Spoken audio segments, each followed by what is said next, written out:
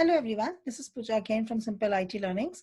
Today I'm going to talk about test difference between test strategy and test plans. You may have seen in many places, many people in the organization will use system interchangeably. And often you will find that people, most of the time, they will not clearly understand the difference between the two terms, test strategy and test plans. And often you will see that people do produce only one document, which kinds of comprise of both, which is okay, depending upon the size of your organization, depending upon your project, and a lot of other factors.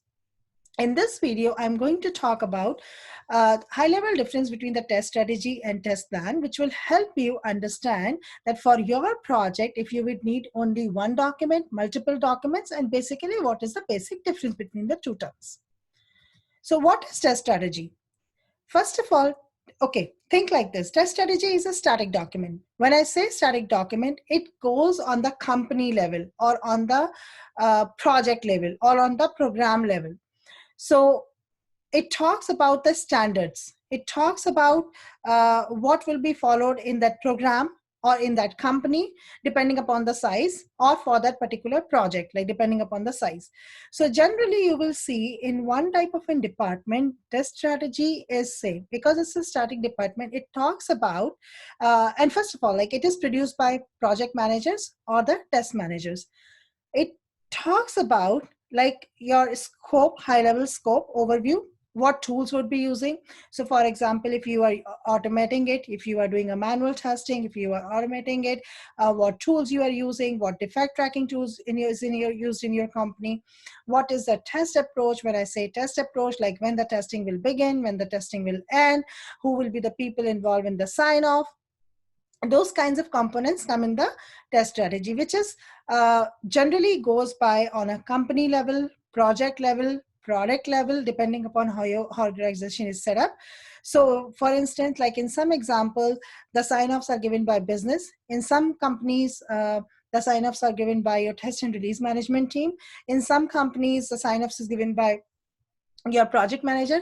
So all these things are defined under the test strategy and the test approach. What deliverables is required for any project, for any testing piece, how the risk will be mitigated if there is a risk. And there are some risk which is very standard. For example, resources are not available, environment is not available, and how you are going to define on a high level, again on a company level, on a project level, on a product level. What is a test plan? Test plan is a dynamic document that keeps changing as your project requirements change. It is generally written by test manager or the test lead of that piece. So as I said, test strategy, higher level, test plan on the your project level. It can be on your module level. If your project has a multiple modules, then it can be this module, but your strategy remains the same. So under that strategy, under the approach, what is your planning of testing?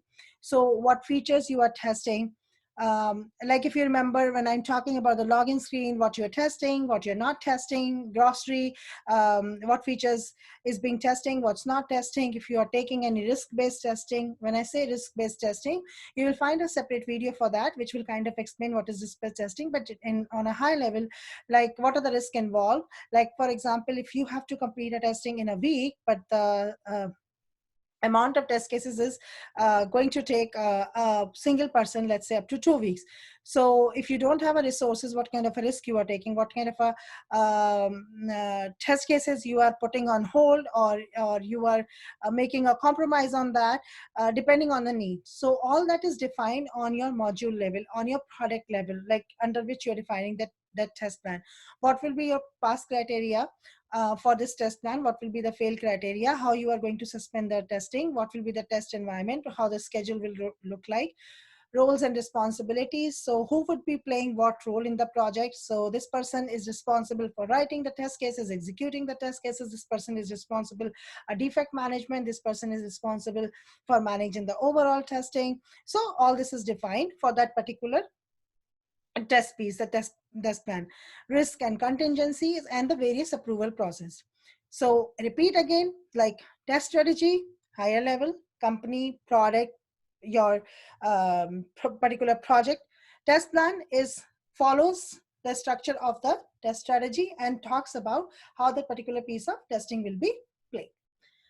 Hope my video helps you understand the basic difference between the test strategy and test plan. If you have any additional questions, feedback, comments, please feel free to write me, drop me a comment. I would be more than happy to help you out here. If you would like to hear about any specific question, like, or if any specific topic, please feel free to write me. I will be more than happy to help you. Thank you very much.